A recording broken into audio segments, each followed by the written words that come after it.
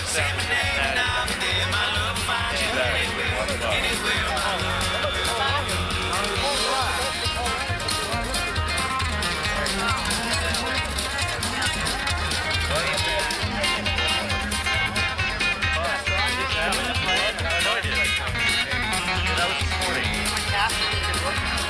around noon, I think.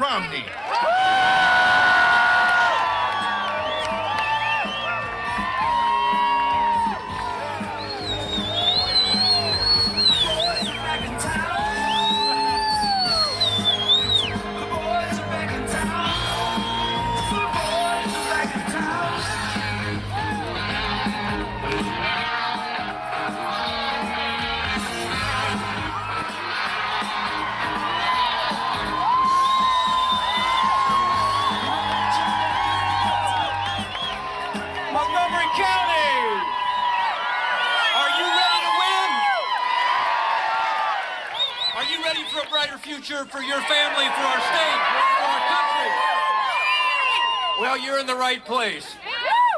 Folks, we're going to win this race because everybody here is working their hearts out, aren't you? And we've got to do it. We've got a terrific organization here in Montgomery County in the Miami Valley, but we need your help. How many of you here have made a phone call, put up a sign, or gone door to door? Raise your hand. God bless you. We need you to do more. There goes a sign right there. We need you to do more. And I am told that there are absentee ballot applications here. How many of you have already gotten your absentee ballot applications? Raise your hand.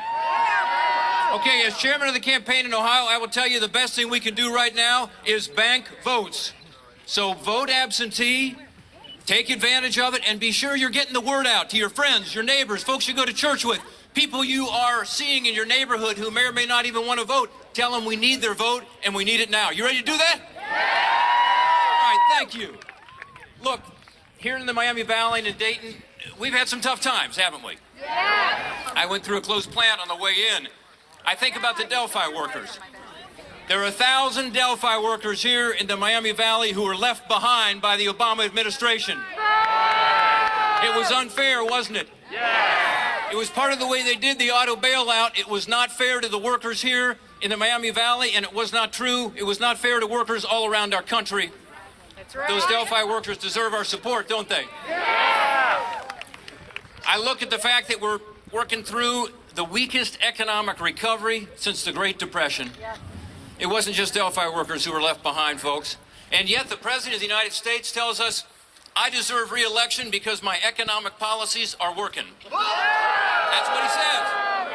Let me ask you. Okay, he says, pass this $1 trillion stimulus package, unemployment will be 50% lower than it is today. Does it sound like it's working to you? No! It certainly doesn't sound like it to the 4 million workers who don't have a job because his promises haven't come true. Let's talk about his health care bill. He said, if you let me jam this Obamacare through the United States Congress, then health care costs are going to go down $2,500 per family. Instead, they've gone up $2,500 per family. Is it working? No! He said that if he got elected, he would cut the deficit in half. You remember that one? Yeah. It's been another $1 trillion deficit, 4 in a row. We've never had one in the history of our country. The debt is 50% higher. Is it working? No! It's not working, folks, and it's worse than that. The poverty rate is high. Food stamps have gone up 50%. 50% more people on food stamps. Is it working? No! $4,300 cut in take-home pay. Middle-class families all over Ohio are hurting. Is it working? No! Here's the good news. Help is on the way.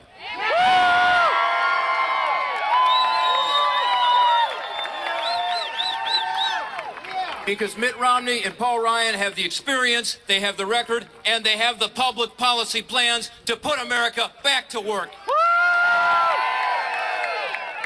Folks, before we give a warm Miami Valley welcome to the next President and Vice President of the United States, I want you to give a warm welcome to a colleague of mine and a friend who snuck across the border from Kentucky today.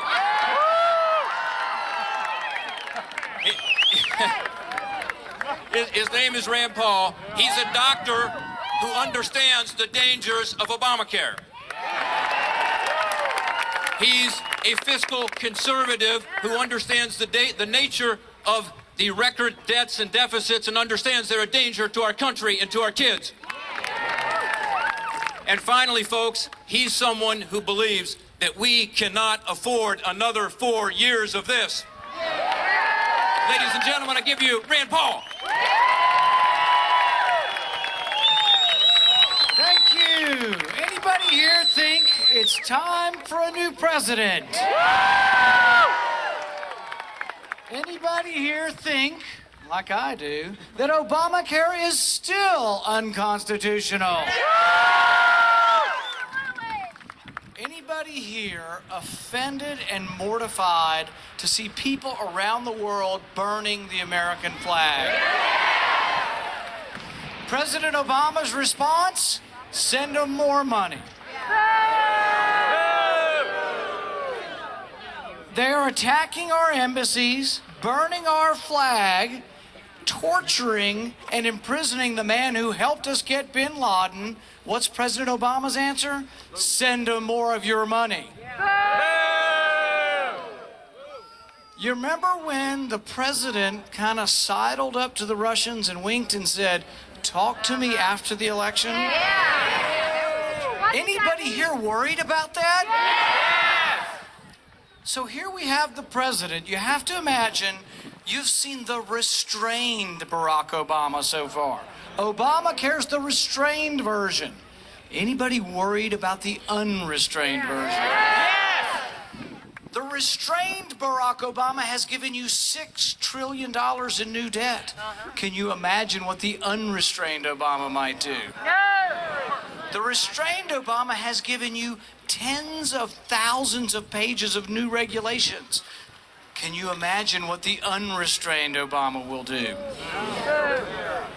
There is a real and significant difference in vision between President Obama and Governor Romney and Congressman Ryan. This is really what this election's about. It's not about specific tax rates or a specific law. It's about the vision for our country. It's about whether or not you still believe, do we believe that any of us or any of our children, regardless of where you came from, who you are, what color your skin is, or what your race or religion is, that anyone can climb that ladder to success in America. If we still believe in that, that's what this is about. Because everywhere you go, you hear the president say he's going to get those people. He blames somebody for unemployment, but it's never his fault. He blames somebody for all of our problems, but it's never his doing. It's still George Bush's fault 4 years later. When I think about Governor Romney, I think about someone who has held office, but I think about his success in other areas. I want someone who's been a successful businessman or woman. I want someone who's been successful at turning around the Olympics. I want someone who isn't the traditional politician. We've tried that and it's failed. We need new ideas, and I'm proud today to be here to introduce the team of Governor Romney and Congressman Paul Ryan.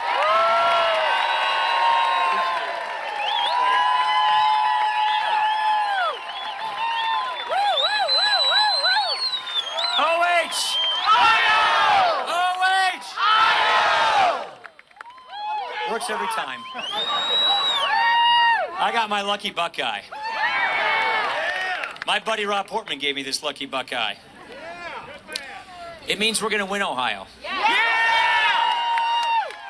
I'll tell you the other reason why we're going to win Ohio. We are going to give you, our fellow citizens, a clear choice. We owe you that. Amen. You see, our choice is, do we stay on the same path we are on, the one that Obama put us on, a nation in debt, in doubt, in decline? No! Or do we reclaim those founding principles that made us so great in the first place and get this country back on the right track? Look, after 4 years, the recovery that President Obama promised is nowhere in sight. He said that if he just could borrow a bunch of money and spend it on his friends, unemployment would never get above 8%. It's been above 8% for 43 months. We have 23 million Americans struggling to find work. 15% of our fellow countrymen and women are in poverty today. Look, President Obama, the economy is barely growing. He's run out of ideas. And just the other day on TV, he said that he can't change Washington from the inside. Why do we send presidents to Washington in the first place? I mean, isn't that what we're supposed to do? Don't we send them to fix the mess in Washington? Look, if he can't change Washington, then we need to change presidents. We need to elect this man, Mitt Romney, the next president of the United States.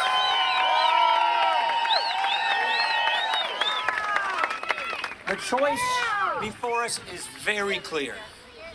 We are offering real reforms for a real recovery. We cannot afford 4 more years of President Obama's failed policies.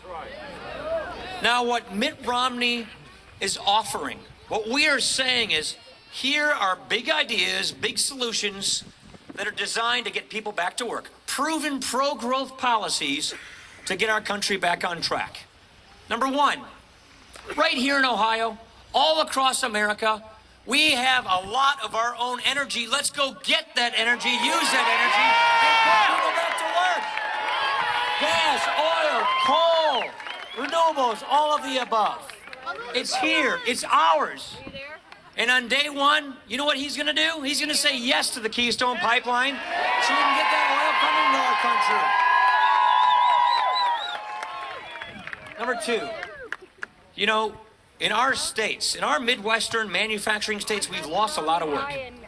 A lot of people in the prime of their lives, in their 40s and their 50s, they're in between. You know, Delphi is a great example. And we have to have a system so those people can get skills they need to get back on track, to get back into a career of the 21st century so that American dream can be placed back within their reach.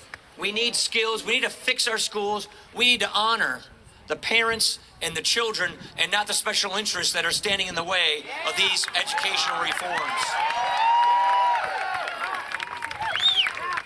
We need trade that works for America so we can make more things in America and sell them overseas. And Mitt will get more into that.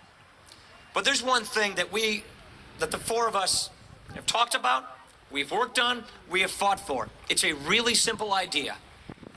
We can't keep spending money we just don't have. We've got to balance this budget. We've got to get this debt under control. It is our duty to save the American dream for our children and our grandchildren and to save it for our economy today. Amen. We also have to remember, let's never forget this, that most of our jobs in this country come from those small businesses in this country, from those successful small businesses in this country. Damn right they do. We need to reform our tax system so it's fair, simple, and competitive. We need to re-acknowledge the idea that if you have a small business, you built that small business. You get the credit for that.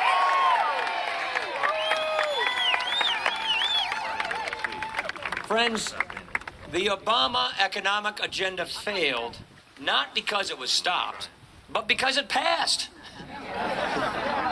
Let's not forget that in his first 2 years, he had total control of government. You ever heard of Nancy Pelosi and Harry Reid? I'll take that as a yes. He got almost everything he wanted. And then the next 2 years, he spent regulating. This is killing jobs. This is plaguing our businesses with uncertainty. We have specific ideas and plans to get people back to work, to get this economy growing again, to create 12 million jobs, to get job security, to get better take-home pay, to get people back on the path of opportunity.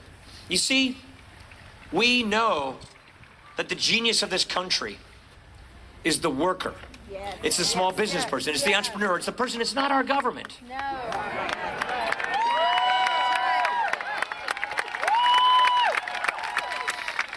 So after 4 years of getting the runaround, what America needs is a turnaround. And this is the man who knows how to do turnarounds.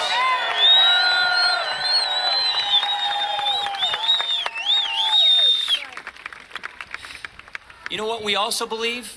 And especially here in Dayton, we believe in peace through strength. And that means not gutting our military, not compromising Wright-Patterson Air Force Base, not shutting down that tank plant in Lima. That means a peace through strength doctrine. I see a Marine right there. I see Army right there. I saw a Navy guy right over here, and I know there's somebody from Air Force here. Thank you for your service to our country. We will honor you, and we will have a strong national security, and that means job security in Ohio as well. This is the moment where the moment and the man are meeting. We need leadership. We need someone who will be honest with us about our problems, who will not blame other people for the next 4 years, who will take responsibility, who will not duck the tough issues, but will actually fix things. That's this man right here.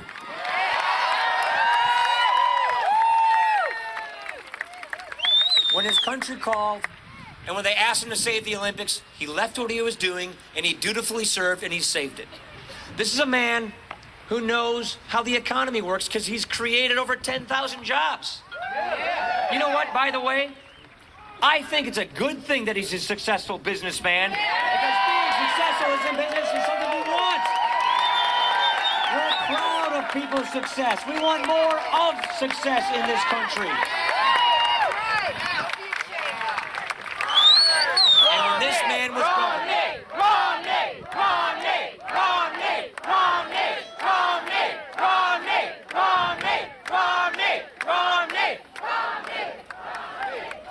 and as governor, when this man was governor, he didn't blame, he didn't duck, he didn't demagogue, he got things done. Unemployment went down, the credit rating was improved, household income went up, he reached across the aisle, he didn't compromise his principles, and he balanced the budget without raising taxes. That's the kind of leadership we finally need in Washington. That's not what we have. And ladies and gentlemen, he has not only succeeded, but he succeeded where others could not. This president is not succeeding. This president cannot run on his record. This president is going to say anything and everything to try and blame, to try and duck, to try and distort, to try and divide, to try and distract, to try and win by default. And you know what, Ohio? We're not going to let him. Because we're going to let Mitt Romney, the next president of the United States. Mitt Romney.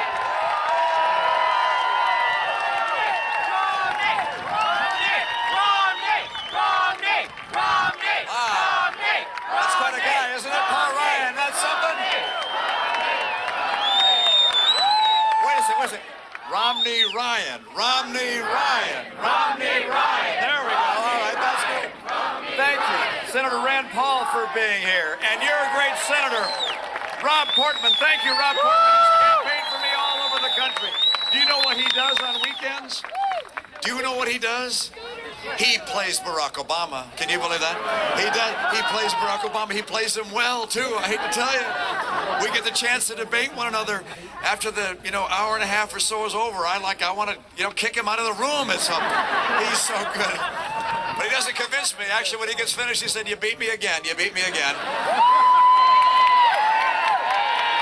Well, he likes my arguments, you see. He likes my arguments better. He knows they're right. Lee Greenwood. I don't know where he is, but I heard him. There he is, right there. Proud to be an American. Thank you, sir.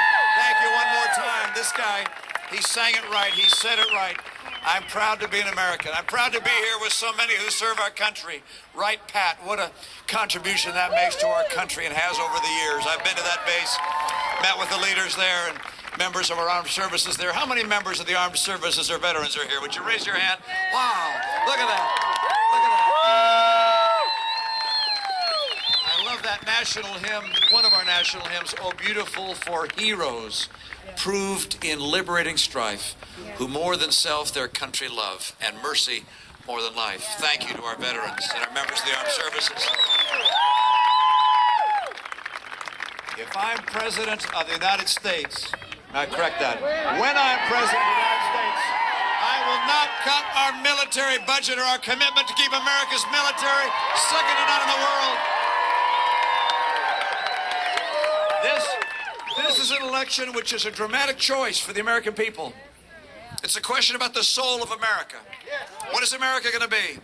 We know the course the president has laid out, his plan for the next 4 years. If you watched their convention or read about his speech, you'll know what he said. He said, we're going to go forward, he said. More of the same. I think forewarned is a better term, by the way. But he had no new ideas. He had no plan for how he's going to get the economy going, how he's going to create jobs, a rising take-home pay. Instead, it was a repeat of what he said 4 years ago. He's going to bring the deficit down. Of course, he didn't. He doubled it. Yeah. He's going to get more people working. Of course, he didn't. We still have, as Paul indicated, over 8% unemployment. His plan is another stimulus. How'd that first one go? Yeah. About $800 billion. How much of that did you get? All right. Well, it was cash for clunkers. Did you get help from that? No, his idea now, he's got one new idea. I admit this, he has one thing he did not do in his first 4 years. He's said he's going to do in the next 4 years, which is to raise taxes. And is there anybody who thinks that raising taxes will help grow the economy? No, his plan is to continue what he has done before. The status quo has not worked. We cannot afford 4 more years of Barack Obama. We're not going to have 4 more years of Barack Obama. His plan and his approach says fundamentally the government knows better than you how to live your life, how to pick winners and losers, how to choose companies that can be successful and products that have a future. That government, that a group of bureaucrats, of real smart people working hard. I mean, they're good people who work in Washington, but he has this view that somehow they know better than free people. So he's going to put them in the most important, or one of the most important relationships that you have, and that's the relationship between you and your doctor. He's going to put government between there if he has his way. He wants a government that's more and more expansive and intrusive. Do you know how much money he spent in 1 year putting money into companies that he thought had a bright future? Green companies. He spent $90 billion. $90 billion. And sent it into companies in many cases that were owned by campaign contributors of his. Look, this is a vision of government that's entirely foreign to anything this nation has ever known. The idea of a larger and larger government, taking more and more from the people, intruding itself in your relationship with your doctor, investing, so to speak, in companies, picking winners and losers, or in his case, losers. Look, that is not the America I know. That is not the America that built Ohio. That's not the America that we're going to restore. We're going to return America to the principles that made this nation the hope of the earth. I have an entirely different course. I will restore the principles that the founders described when they wrote the Declaration of Independence. The foundation of this nation said this, that our rights did not come from government, our rights came from God himself. And among those rights were life and liberty and the pursuit of happiness. We are free in this nation to pursue happiness as we choose. And now and then there's a person out there that has some idea and goes out and pursues it, not because the government told it to do it, but because this idea came into their mind. And they said, I'm going to go out there and try this idea. Most of the ideas don't work. It's the nature of starting something up. But now and then they really do. And when they do, they lift other people who get to work there. And if they're successful beyond their dreams, many, many people get great jobs and a bright future. That's how our economy works. It is not driven by government. It is driven by free people. And if this president persists on the road of making it harder and harder for small businesses to grow and thrive, he's going to slowly but surely weaken our economy and turn us into Greece. And we must not let it happen.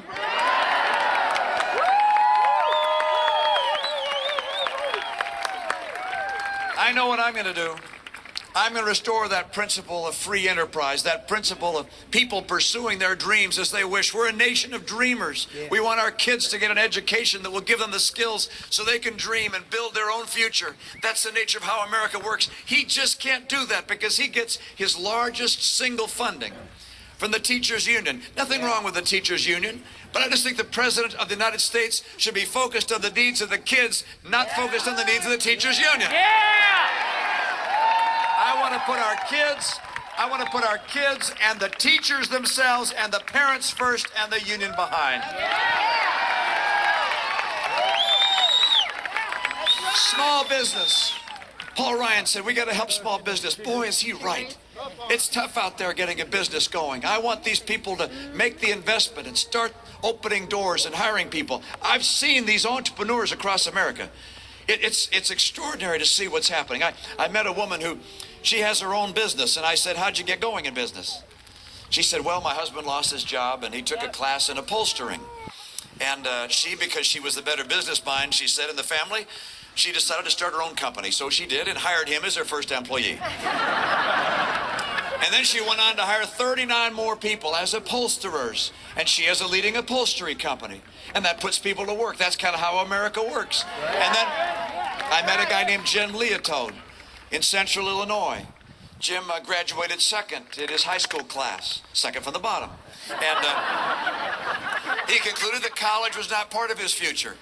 And he went to his dad and said, would you float me a loan, start a business together? He was going to do the work, and his dad would put up the money, and they agreed to split it about 50-50. And Jim was going to start a food business. And he went out to buy one of those hamburger griddles, you know, and those hot dog rollers and the ventilation hoods. And by the time he costed it all out, it was a lot more money than he had from his dad. He concluded the only thing he could do in the food business with the money he had was make sandwiches, because sandwiches don't take much equipment, all right? So he got some tables, you know, and set them up in a garage and started making sandwiches, and then he would deliver them to people at work or at school and in colleges. And now Jimmy John's has 1,500 restaurants and employs 60,000 Americans. This is the fundamental question Americans have to ask. Do we believe that government bureaucrats are better at telling us what kind of health care we ought to have and what kind of insurance we ought to have? Do we believe that they're better at telling us which businesses to invest in, like Solyndra and Fisker and Tesla and Interone? Or do we instead believe that free people pursuing their dreams will build a stronger economy? That's what I believe. This president has a plan for small business. He's got a plan for small business. He's going to raise their taxes. I was with an entrepreneur in St. Louis who's in the electronics industry. In a small way, he has 4 employees, and he said, you know, my son and I calculated how much tax we send to government. And, you know, I had a number in mind as he began saying that to me as to what I thought he was going to say. And then he went through, he said, I calculated my federal income tax, my federal payroll tax, my state income tax, my state sales tax, my gasoline tax, and my real estate tax. And by the time I added it up, more than half of what we make in my business we give to government. And I thought, now you think about this. You think about taking the risk of starting an enterprise that's going to hire other people when you know you haven't even got a 50-50 chance the business will succeed, because most small businesses, they struggle, they don't make it. So you know you might lose your money, but if you're successful, if you make it, the government wants half of what you make. And what's the president's plan for small business? Raise taxes further. For 1 million small businesses in this country, he wants to take the federal income tax rate from 35% to 40%. And what that will do is kill jobs. This is a president who is bent on growing government. I am bent on growing jobs and raising take-home pay, and we'll do it.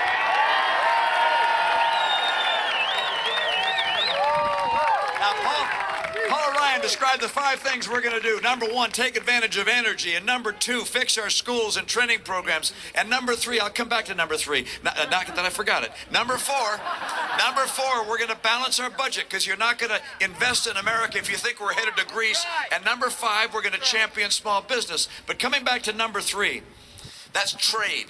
Look, trade is good for us. The people in Ohio can sell products anywhere in the world, and we can compete with anywhere in the world. I'm not afraid of trading with other nations. I understand that when we trade and when other nations trade on a fair basis, we will compete, we will win, we'll raise wages here, we'll create jobs. But I also understand that when people cheat, that kills jobs. China has cheated. I will not allow that to continue. And it's not over. I mean, how does a nation cheat? How do you pull that off? Let me tell you how you pull it off. One way is to artificially hold down the value of your currency, to make sure it doesn't trade openly around the world. And what does that do? Well, let me tell you what it does. It makes your products artificially less expensive.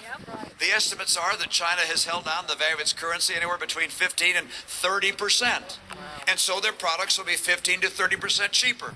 Guess what that does to the American companies that are competing in those industries? They lose sales, and so they have to lay off people, and ultimately they go out of business, and that's been happening. They've been manipulating, holding down the value of their currency. What else do? They steal intellectual property. What do I mean by that? Patents, designs, know-how. They even counterfeit our goods. I was with a company in the Midwest that said that they had some products that were coming back. Valves.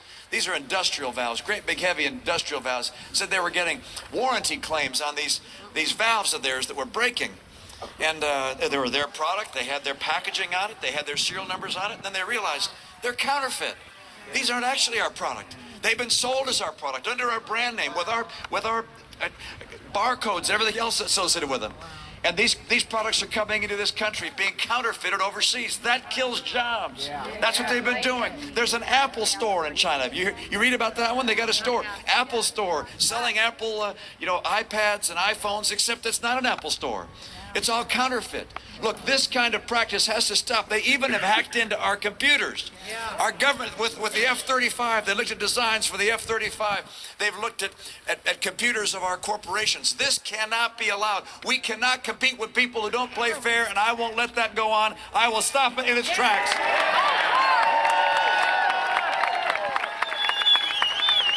You guys, I love this country, and I know it's based upon this nation is a nation that makes me proud.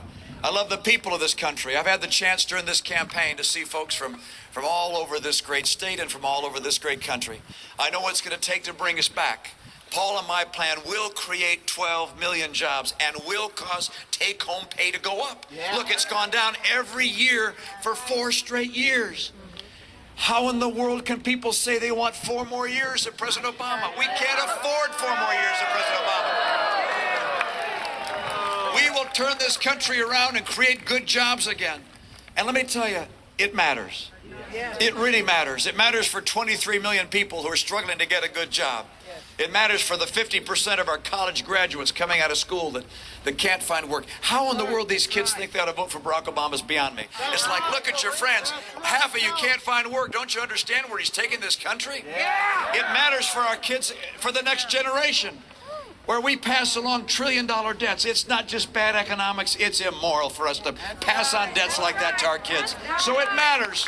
It matters what direction we take, and it also matters for the world. I was lucky enough to be in Poland a few weeks ago. Got to meet with a hero, a world hero, Lech Walesa. What a guy. Shipyard worker.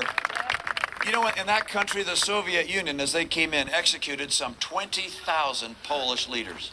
Executed them, wrote down their names and so forth. This is not conjecture. And yet, despite that history, that man, a shipyard worker, said no to the Soviet Union. And by virtue of what he did, he helped change the world.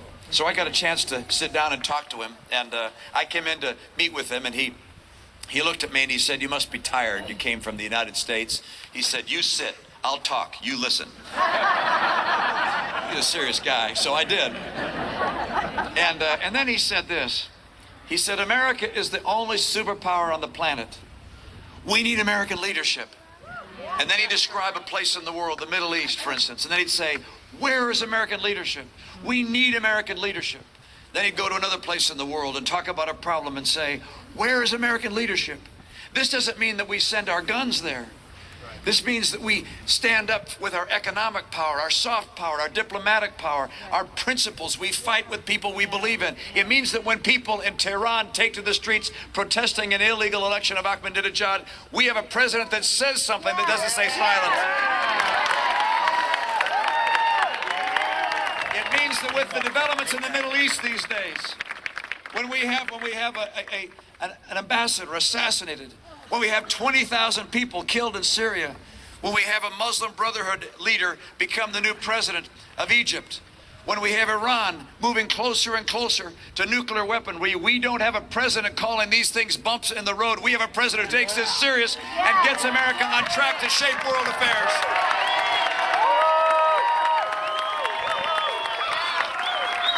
And so it matters. American leadership matters. And I can tell you this. For us to have leadership, we have to have strong homes and strong values and a commitment to our principles. We also have to have an economy second to none. And finally, we have to have a military no one would ever think of testing. I will bring those 3 things back to America and keep America strong. If you agree with Paul and me, and with these 2 great senators, that we can't afford 4 more years of Barack Obama, that we can't afford more years of wondering whether our kids can find a good job when they get out of school, if we can't afford more weeks wondering if we can put food on the table at the end of the week, if you agree with me, then I need you to find people who went out there and voted for Barack Obama and convince them to join our team, because together we're going to strengthen this country, we're going to make sure it provides the jobs we need, we're going to keep it the hope of the earth. The world needs American leadership. We do, and we're going to bring it. Thank you so very much. Thank you.